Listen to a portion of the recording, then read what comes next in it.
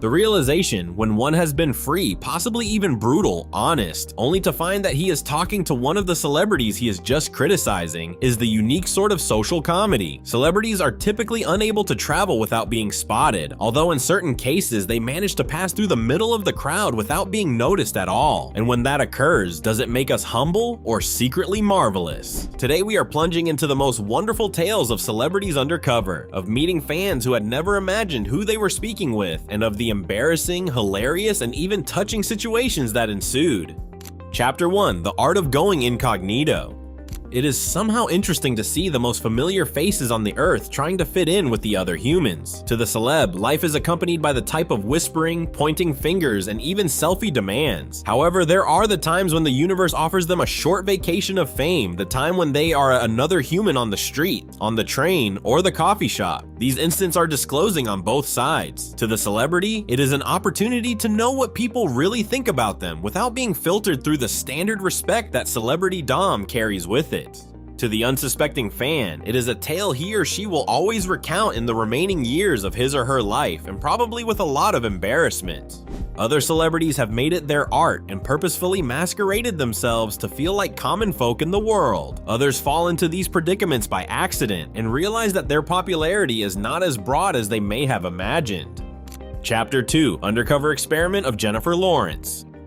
We can begin with that introductory clip, which is a part of a brilliant undercover piece that Jennifer Lawrence did several years ago. She was sitting down with an unsuspecting fan and she simply allowed the conversation to take its turn. The woman did not even know that she was speaking to one of the greatest movie stars in the world. She did not hesitate to put Jennifer Lawrence down in comparison to Jennifer Aniston, with the latter being prettier, funnier, and the lead in more successful movies. Lawrence simply sat there accepting it all solemnly. The laughter which was the result was pure gold, the sort of wholehearted, ashamed laughter which comes when you see you have just placed your foot in your own mouth. Yet the lady somehow held her own, and Lawrence managed it so well he did never make her feel bad of the frank opinion she had just expressed. The warmth beneath this clip is what makes the clip work. Lawrence was not out to lure a person or make him or her look stupid. She was truly interested in knowing what people regarded her. She was confident enough to listen to the judgment that was not absolutely flattering. That is the difference of a person that feels comfortable in his own skin, regardless of fame or no fame.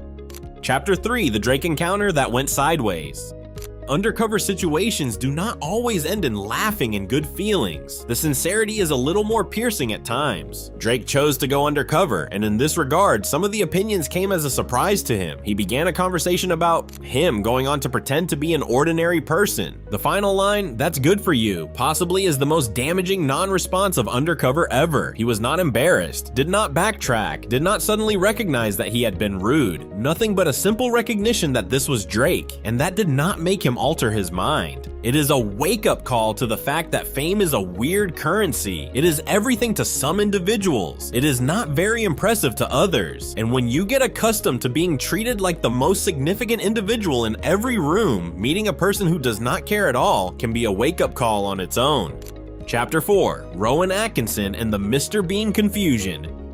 In other cases, when a celebrity is not recognized, it is not the lack of interest, it is sincere misunderstanding. This could be best illustrated by a story by the man behind Mr. Bean, Rowan Atkinson. He stood there with a crowd of people when he saw a man doing that business everybody does when they cannot quite place a person. The half-recognition glance, the slight tipsying of the head, the intellectual back and forth of endeavoring to imagine where you recognize the countenance. It is something really lovely to hear that you are like yourself. It is the type of communication that occurs when the brain of a person cannot accept the apparent, and the result is that a stranger has oddly coincided with a well-known figure instead of being him, her. Atkinson has recounted this tale with evident pleasure over time.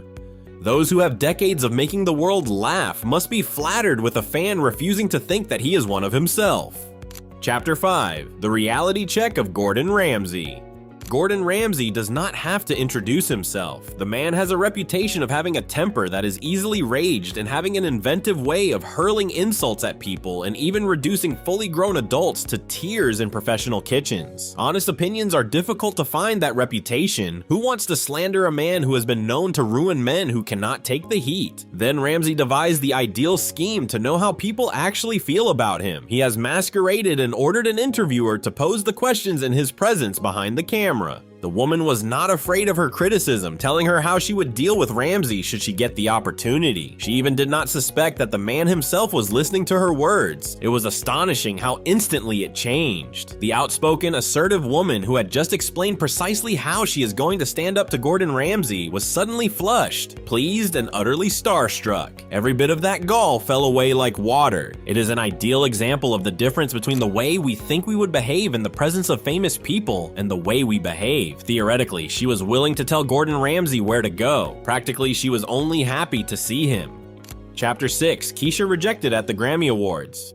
Meetings with idols do not work out in every case. At times, it is a catastrophic failure. This lesson is what Keisha learned during the Grammy when she saw someone that she liked and wanted to meet her. It was a mere meeting. She came up, told that she liked her, and wanted to be hugged. The refusal was also civil, yet decisive, and the person she was asking, not by anyone who knew her, not a person who was concerned with her fame, and that was just a person who was not interested in hugging a stranger, whether he was famous or not. Even many years after, Keisha recalls that moment. According to the narrator, that is a moment that even after all these years lives rent-free in her head, and she has retold the tale several times, each time with a laugh and a tinge of embarrassment. The best thing about this story is that it is relatable on both sides. We have all been Kesha, who wants to be associated with someone we like and is rejected. We have been the stranger. We have been trying to get on with our day, and somebody that we have never encountered wants something that we are not at ease providing. Celebrity does not put anyone in a position to be hugged, and at times, even the most popular individual in the world is simply another unknown person requesting something you do not want to give. Chapter 7. The Call of Jerry Seinfeld to Kesha. That is not the end of the Keisha-Jerry Seinfeld relations. Kesha was interviewed in another interview on an entirely different experience. She did not describe what exactly has occurred. However, the strength of her outburst indicates that something unforgettable has happened. To a pop star who has lived both the good and the bad days of fame, this was obviously a bad time to be with one of the legends of comedy. Her two stories, which are related to Seinfeld, are contrasting. In the case of the first stranger, she did the rejecting. In the case of Seinfeld, it is she who was left sad. Fame is a queer pendulum. It swings on one side to be the one that people want to meet, and the other side to be the one that cannot meet with his or her desire. Chapter 9. Mike Shinoda of Linkin Park goes unrecognized. The inability to recognize someone is sometimes not a matter of indifference. It is a matter of context. Plunk a rock star in a scenario where he or she is least supposed there, and even the most faithful fans may not notice him or her at all. This is what has happened to Mike Shinoda of Linkin Park. He chanced upon a conversation with a person with whom he had no idea at all who she was addressing, so he finally made up his mind and decided to lay it in there. The reaction was everything. She didn't know, and when she knew whom she was addressing, the very sincerity of the surprise and delight was instant. This is the sort of experience that makes such undercover situations so interesting. No acting, no pretense, no impressing about. Simply a pure practical human relationship with a person who creates music and a person who likes it without the normal friction of fame. Chapter 10. Randy Blythe in his own concert. It is one thing not to be known publicly, and it is a totally different thing not to be known by your own show. This was the case with Randy Blythe of Lamb of God. It happened at a personal concert of his when someone came to him without the slightest idea of his identity. It was ordinary chatting and the kind of small talk you could have with any stranger. The individual was not aware of the fact that the individual they were conversing with was actually the one they came to visit, who was a singer. It is the irony of ironies, how a fan of a person can be so blind that this individual has been right before his or her eyes. There is something significant on fame in these moments. It is not really about an individual, it is about the context. Contextualize a famous person and he or she becomes non-existent. Our psychological mindset to identify celebrities is based on their intuition to be in the right place at the right time. After appearing somewhere else, our brains just fail to connect them.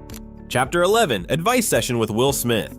Will Smith once was in a conversation with a person who was not aware that she was talking to one of the largest movie stars in the globe. It is the ordinariness of the exchange that makes it so pleasant. The entire discussion is so trite, so commonplace, so entirely lacking the seriousness that normally follows the discussion with Will Smith, and that is what makes it flawless. He is a mere man by the name Will, an actor, and does not like giving advice. Well, that is a good idea. Even the fact that Smith did not even offer advice. Everybody has to make his own own way is what you would expect of someone who has been taught that there is no formula you can give someone to follow in order to achieve success. It becomes even more weighty when you realize who is uttering it, but it sets almost as well when it is an anonymous performer calling himself Will. Chapter 12, Billie Eilish, Awkward Confession. Billie Eilish was completely unaware of the person with whom she was chatting initially, and when it dawned on her, it was already too late to do anything about it as the situation became too ridiculous. She was telling her betrothed about his obsession with the one that he was being obsessed with. It is the type of situation that occurs solely in a comedy, except that it was real, and it was happened to Billie Eilish. The scene at which she saw who she was speaking with must have been a tornado of embarrassment and excitement. The beauty of the encounters is, however, that the celebrity is typically generous about it. They know that fame is bizarre, that fame does not always come, and that such moments of pure human interaction, awkward as they may be, are more lasting than the well-planned interactivity with fans that occurs at events and meet and greets. Chapter 13, Orlando Bloom Karaoke Surprise. In one of his stories, Ashton Kutcher has mentioned how he went to a karaoke party held by one of his neighbors and was utterly shocked by a surprise performer, and what Ashton thought was crude and unrecognized talent happened to be a person that the whole world had heard of. The novel is a multi-level story. To start with, there is the real shock of finding out that raw talent is professional polish. Second, we have to talk about the irony of Ashton Kutcher, one of the most famous actors in the world, who is not aware of one of the most famous singers in the world. And third, the ideal punchline of having Mila Kunis explain to her husband who Harry Styles is. It is a reminder that fame is like a compartment. The household names in one world may be the complete strangers in another. Ashton Kutcher lives in the world where he is the famous. Harry Styles is another world where he is the celebrity. When these worlds collide, even celebrities may get out of the loop. Chapter 14, Adventure in the Art Gallery of Katy Perry.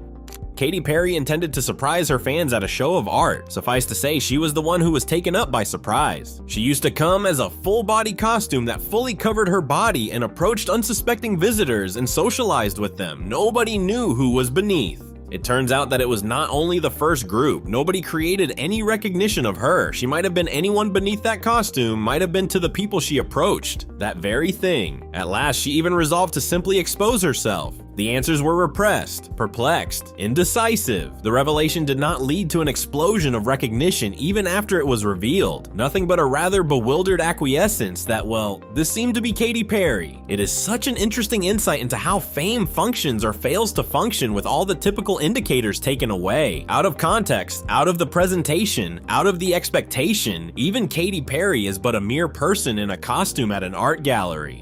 Chapter 15, The Chris Evans and the Captain America Problem.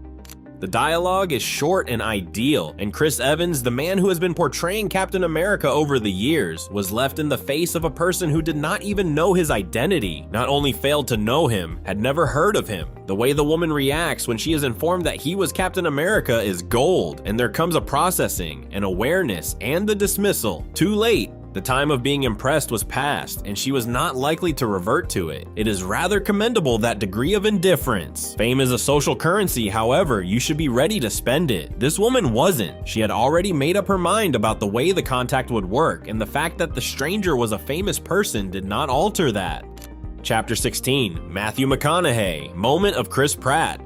The same embarrassment has been experienced by Chris Pratt. He was a mere working actor before he became Star-Lord or Owen Grady. The novel is flawless since it embodies the weird pecking orders of fame. In her mind, Chris Pratt was not a celebrity per se, but a person next to a celebrity, and that was all she needed. The fact that he was close to Matthew McConaughey gave him the right to an autograph, despite him not having a name. The story is recounted by Pratt in an amusing way, and it is not hard to understand why. It is humbling in the best sense of the word, a lesson on how fame is relative, how being a star in one place and being nothing in another, how sometimes you are merely the guy who works with the guy.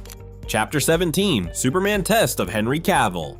Henry Cavill opted to find out whether being Superman was an immediate acknowledgement. The outcomes were not impressive. The person who played Superman, one of the most familiar characters ever in the history of man, was strolling in Times Square, one of the busiest places on the planet, and was stopped only twice, once for directions, when they had to be ordered to quit taking photos. It is a beautiful example of contextual recognition.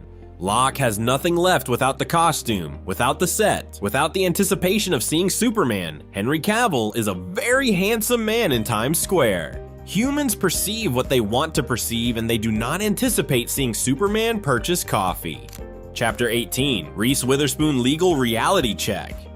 Reese Witherspoon soon discovered that being a celebrity is no good when it comes to getting favors before the law. The exchange itself occurred in an actual encounter with law enforcement, and it reveals something significant about the boundaries of fame. In the majority of situations, being a celebrity opens up to opportunities, softens issues, and provides preferential treatment. However, when one is before the law, all that is irrelevant. The reaction of the officer to it, that he does not need to know, is a reminder that fame has its limits, and that beyond the limits, it is powerless. It is not surprising that Witherspoon assumed that her name would play a role, that in exposing her identity, the situation would be different. It would have been likely to do so most of her life, but not this time, not with this officer, not in this context. And tell me below what clip you liked best. Did the Jennifer Lawrence Undercover bite cause you to laugh? Did you feel shocked at the treatment of Drake? And has the Gordon Ramsay unveiled you smiling? Thanks for watching, and in case you like this celebrity encountering, press that subscribe button and ring the bell so that you do not miss the next video. I am your host, goodbye and good night.